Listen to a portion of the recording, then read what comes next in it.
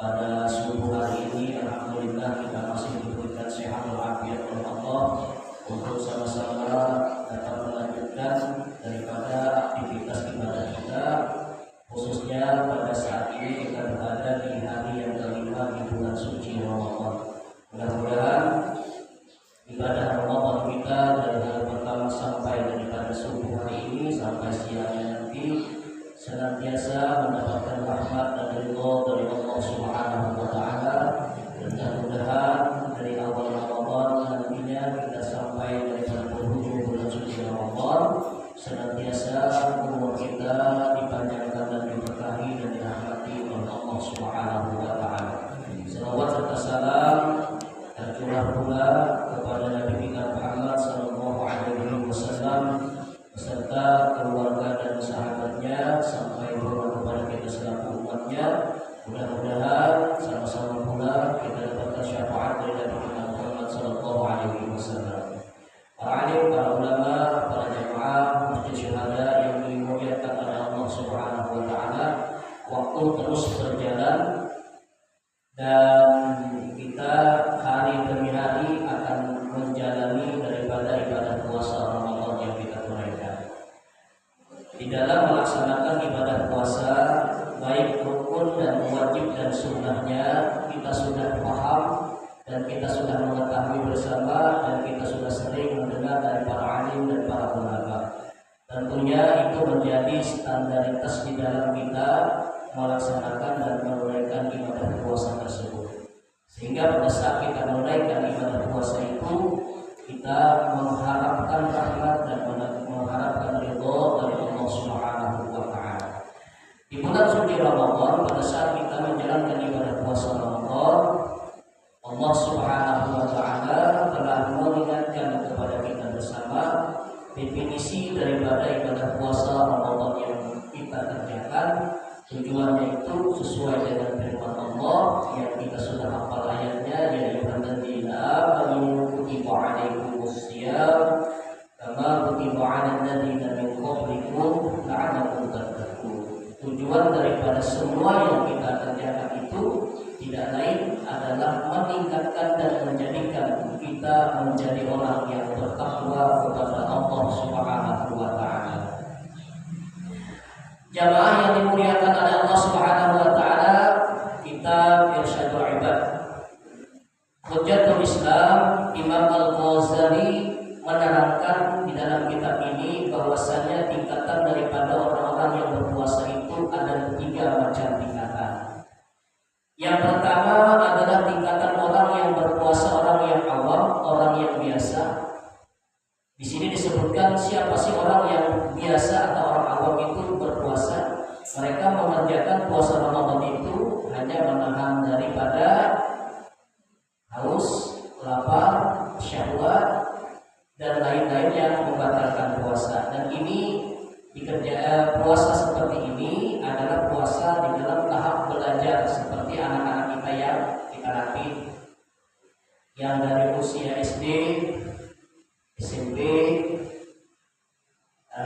mungkin SMA. Ini tahap belajar. Kita memberikan pelajaran kepada anak dan keluarga kita itu, khususnya pada pendidikannya, supaya mereka itu berpuasa Ramadan. Pasti yang akan kita sampaikan kepada anak kita atau keluarga kita, minum dilarang, gitu ya. Makan itu puasa orang-orang yang awam, artinya orang yang baru tahap dalam belajar. Bagaimana pahala yang akan mereka terima? Allah Subhanahu wa taala akan memberikan pahalanya itu sesuai dengan kadar dan kemampuan mereka pada saat mereka menunaikan ibadah puasa. Jadi latihan, karena kalau anak-anak kita itu Pak, Bu, kalau kita tidak latih, maka berat nantinya akan mereka melanjutkan daripada ibadah yang mereka tunaikan, seperti sholat 5 waktu kalau memang tidak dididik dari kecil. Puasa Ramadan yang tidak kita didik dari kecil, itu nantinya kalau sudah menginjak masa usia remaja itu agak susah kita. Dan ini fakta sangat nyata. Kebanyakan anak-anak yang kita didik dari kecil itu, misalnya lagi dari TK, kebanyakan orang tua kan lagi TK itu mengajari anaknya berpuasa per jam. Ada yang sampai jam 10, ada yang sampai tengah hari, ada lagi yang nanti tengah hari nanti dilanjutkan dengan puasanya lagi sampai berbuka. Ini adalah sebenarnya latihan saja. Saya pernah lihat di YouTube itu, tidak ada anak-anak diperintahkan untuk berpuasa. Saya bilang memang bagi anak-anak yang belum sampai daripada ketentuannya tidak diperintahkan berpuasa. Tapi kita melatih, intinya itu melatih. Sangat diperlukan melatih daripada keluarga kita yang ada di rumah kita. Kalau kita biarkan, jelas sekalian, ya. Maka itu kewajiban kita sebagai orang tua melatih. Karena kita menginginkan dan mengharapkan anak-anak keluarga kita yang disebutkan oleh Rasulullah SAW itu al-waladul saleh. Jadi kalau kita tidak tanpa dan kita tidak didik dari kecil, alhasil nanti berat. Ya, berat nanti kalau sudah masuk fase mereka SMP, baru kita ajarin puasa, alamat berat kita mengontrolnya. Kenapa? Karena dia sudah tidak terbiasa dengan berpuasa Ramadan. Tapi kalau kita ajari mereka dari kecil, insya Allah itu lengket, Pak. Dan ini fakta membuktikan. Di dalam itu survei membuktikan bahwa apabila kita didik dari kecil, insya Allah pasti nantinya anak kita itu akan lengket untuk menunaikan ibadah puasa Ramadan.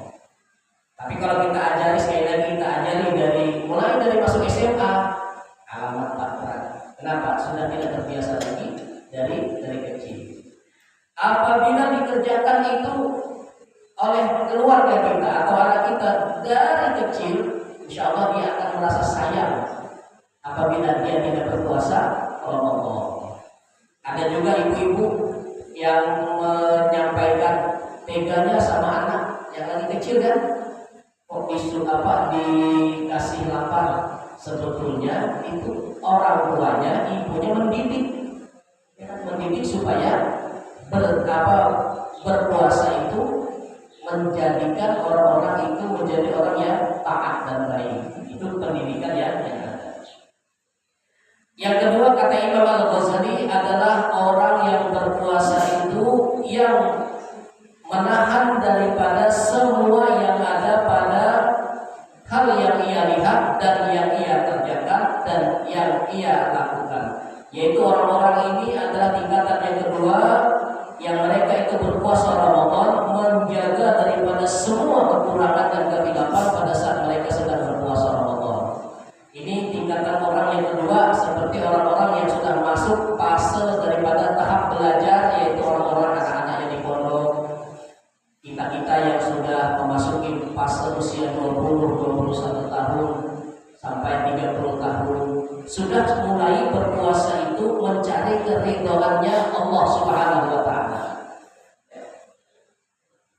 Karena di sini disebutkan bahwasanya seseorang yang berpuasa Ramadan itu sesuai dengan sabda Nabi sallallahu alaihi wasallam, "Man shoma Ramadan imanan wa ihtisaban ghufira lahu ma taqaddama min dhanbi." Barang siapa yang berpuasa Ramadan karena iman dan mengharapkan maghfirah Allah, yang boleh dosa-dosanya yang telah lalu.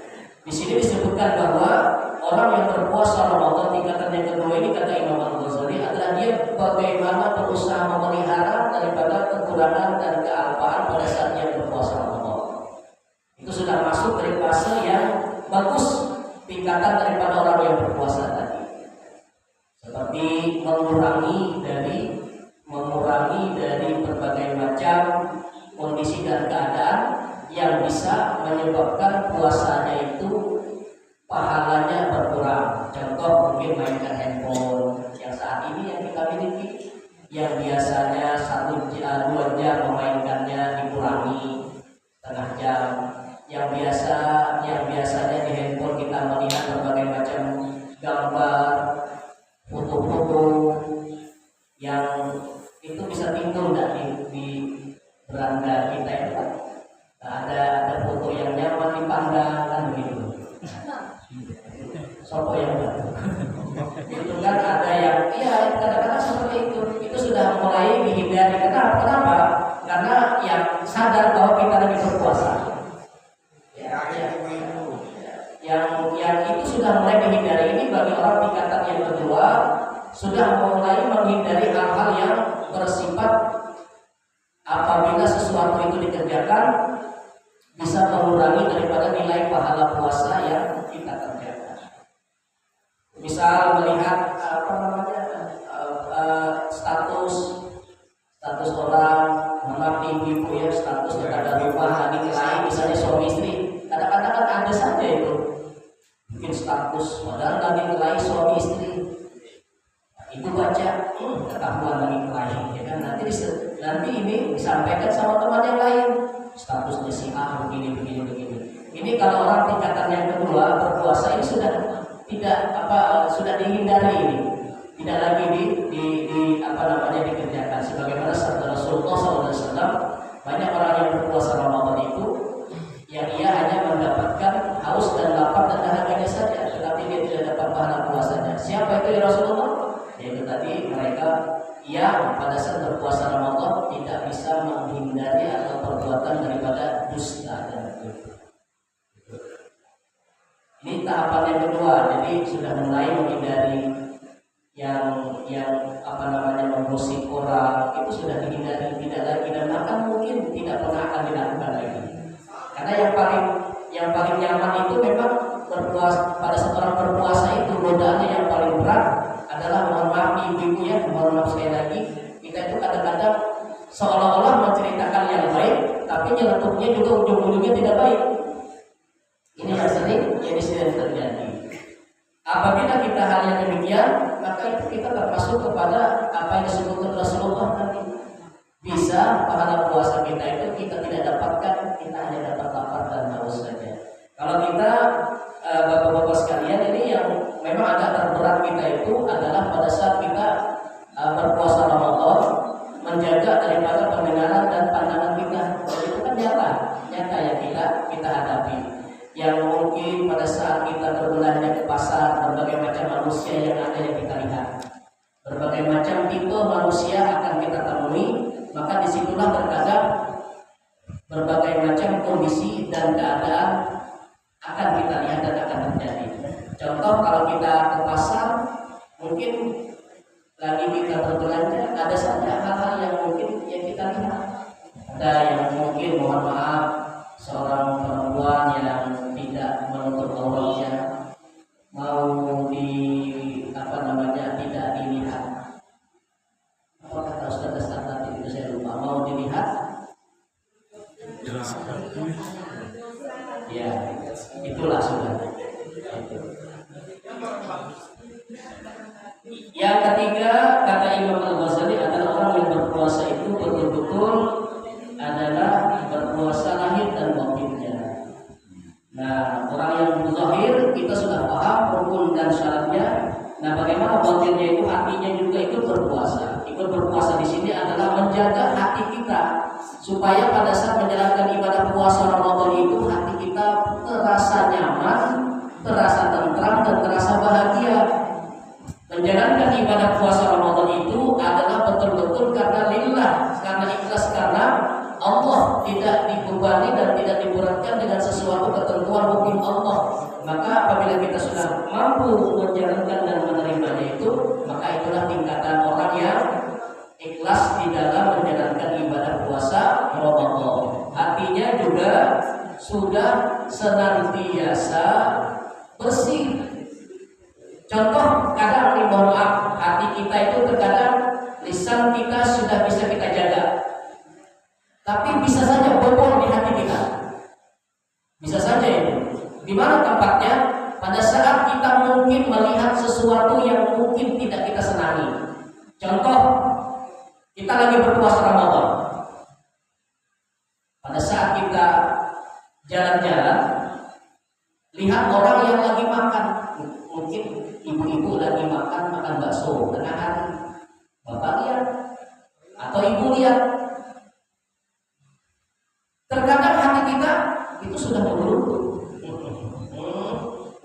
jilbab aja tertutup pakaian tapi nggak puasa. Pernah nggak begitu? Pernah. Ini loh.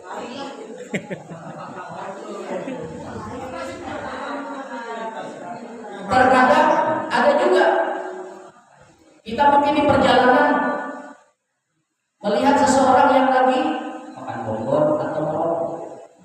Ada itu. Kalau lagi kita lagi berpuasa, kira-kira merasa terganggu nggak kita, Pak? Kan? Ganggu nggak? Terganggu mungkin hati kita. Waduh, tua-tua ini nggak puasa. Ini misalnya kan begitu. Nah, kata Imam Al-Ghazali, hati-hati kita. Contoh, pada saat kita melihat seorang perempuan yang lagi makan, mungkin dia lagi haid, tapi makannya tidak tepat tempatnya, akhirnya bisa mengundang perkataan orang lain. Sama juga itu, misal di dalam, tapi di sini ada kereta api kan? Kereta api kita lihat ada di bis, misalnya orang lagi makan bonbon nih, kita tidak tahu dia lagi safar. Safarin fa'idatun min ayyamin ukhra. Lagi dia perjalanan, boleh dia tidak berpuasa sesuai dengan ketentuan yang berlaku. Nah, terkadang kita melihat, oh ini tidak puasa, mungkin ada sesuatu. Maka dari itu kata Imam Al-Ghazali, bagi orang yang berpuasa Ramadan itu bersih hatinya, lahir dan batin, tidak mengurusi orang lain. Mau orang puasa itu urusan dia dengan Allah. Kita yang berpuasa urusan kita dengan Allah, maka kita tidak akan terpusing dengan kondisi orang lain yang kita lihat, yang ada di depan kita, karena kita yakin ibadahmu masing-masing urusanmu dengan Allah, ibadahku masing-masing urusanmu dengan Allah. Maka kita akan nyaman. Kita tidak akan langsung menjustis orang lain hal yang ada yang bisa mengganggu dan merusak hati kita. Itu yang perlu kata Imam Al-Ghazali, pada saat kita menunaikan ibadah puasa itu harus kita tanamkan di dalam hati kita bahwa kebersihan hati kita itu perlu sebagai suatu tujuan daripada ibadah puasa Ramadan yang kita tunaikan. Tiga tingkatan ini yang disebutkan oleh Hujjatul Islam Imam Al-Ghazali pada saat kita menunaikan ibadah puasa Ramadan. Maka yang sangat baik adalah senantiasa engkau bersangka baik. Apapun yang engkau lihat pada saat engkau berpuasa, lebih baik diam. Ya. Terkecuali itu kalau keluarga kita di rumah, anak kita, itu wajib menjadi bimbingan kita. Tapi kalau orang lain, sudahlah. Nanti kita tidak ada apa. Saya pernah, karena memang juga kehilapan kami. Ada lihat anak-anak lagi di pinggir jalan, dia kan lagi merokok. Rokoknya subuh puasa. Saya ingatkanlah, jangan merokok di pinggir jalan, orang lagi puasa. Pak Ustaz, saya tanya, oh iya, orang puasa mati enggak? Ya mati. Orang yang enggak puasa mati enggak? Ya mati. Ya kan sama katanya. Ayo apa kita jawabnya? Ya tanya, Ustaz, ya orang yang puasa mati enggak? Ya mati juga. Yang enggak puasa, ya mati juga. Katanya sama apa enggak? Ya sama pada mati. Ini sama kan? Sama itu. Tidak ada bedanya. Itu. Artinya yang tua mati, yang muda juga mati. Itu makanya kadang-kadang kita itu ingin memberikan sesuatu, tapi kalau dijawabnya begitu selesai gitu. Tapi itu adalah nafsi daripada ketentuan masing-masing yang ada yang kita lihat. Maka apabila kita memberikan nasihat kepada keluarga kita, berikan nasihat yang baik, apalagi orang tua. Maka kira-kira kalau memang itu ini tidak pas tempatnya, maka jangan kita lakukan. Anak-anak yang mabuk, kalau kita kasih nasihat, tidak akan masuk. Ya, kecuali kalau sudah dia selesai mabuknya, baru bisa kita nasihati. Pak, mana Pak Kasmani paham kalau sudah anak-anak mabuk, ya Pak ya, tidak bakal menerima nasihat. Kalau sudah dia selesai, insya Allah. Nah ini tentang tentang orang yang berpuasa yang ketiga tadi yang ingin mendapatkan lahir dan batin, kebersihan hati yang kita kerjakan pada saat menunaikan ibadah puasa Ramadan. Kenapa ini kita sudah sepuh semua? Tingkatan puasa itu harus kita betul-betul ekstra baik kita kerjakan. Mumpung Allah memberikan umur kita di bulan suci Ramadan tahun ini. Maka keberuntungan bagi kita yang masih sehat walafiat, masih dipanjangkan umur oleh Allah, masih diberikan rezeki yang barokah oleh Allah, maka ini terus-menerus kita tingkatkan amaliyah kita di bulan suci Ramadan ini. Tarawih jangan tidak tarawih kalau ada waktu dan saatnya yang baik. Kenapa? Karena tarawih ini adalah salah satu amaliyah yang sangat baik yang tidak ada di bulan-bulan yang lain. Kecuali kalau kita dalam kondisi sakit, mungkin kita bisa tarawih di rumah. Kalau memang kita masih sehat walafiat, mari kita menunaikan salat tarawih di masjid itu berjamaah. Sini 20 rakaat. 23 dengan bibir, insyaallah cepat selesai. Yang 8 juga, yang 8 rakaat itu juga sama dengan witirnya 3, ada yang 11, ada yang 20, itu tidak usah kita permasalahkan ya. Yang 20 rakaat yang penting imamnya cepat ya tidak apa-apa juga. Yang penting kalau 20 rakaat imamnya sedikit cepat. Kalau imamnya lambat seperti 8 rakaat ya tadi ibu-ibu yang bisa ini ya, kita bisa.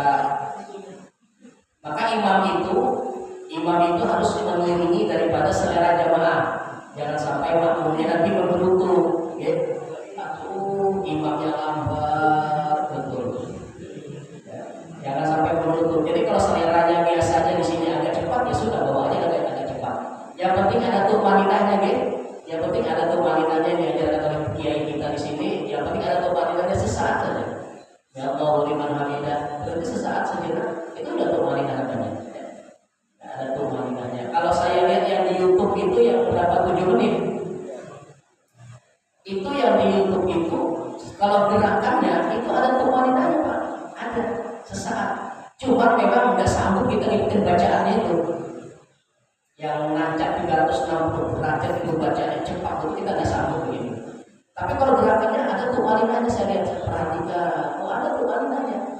Berhenti sejenak itu sesaat itu udah tumaninah namanya. Tapi bacaannya itu yang terlalu cepat, dengkul kita yang tidak tahan ya. Ya, apa kita yang sudah sembuh yang sedang-sedang aja. Tarawih 20 rakaat, witirnya 3 itu menambah daripada keberkahan dan kemuliaan dan pahala kita pada saat menunaikan ibadah di bulan suci Ramadan.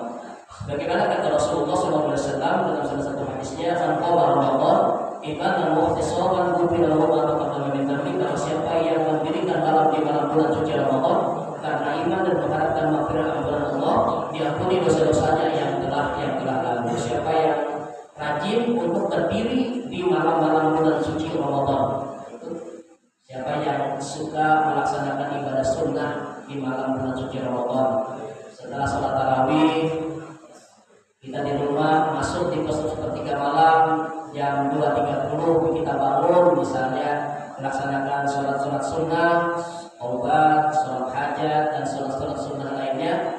Insyaallah doa kita di bulan Ramadan ini tidak akan pernah ditolak oleh Allah Subhanahu wa taala.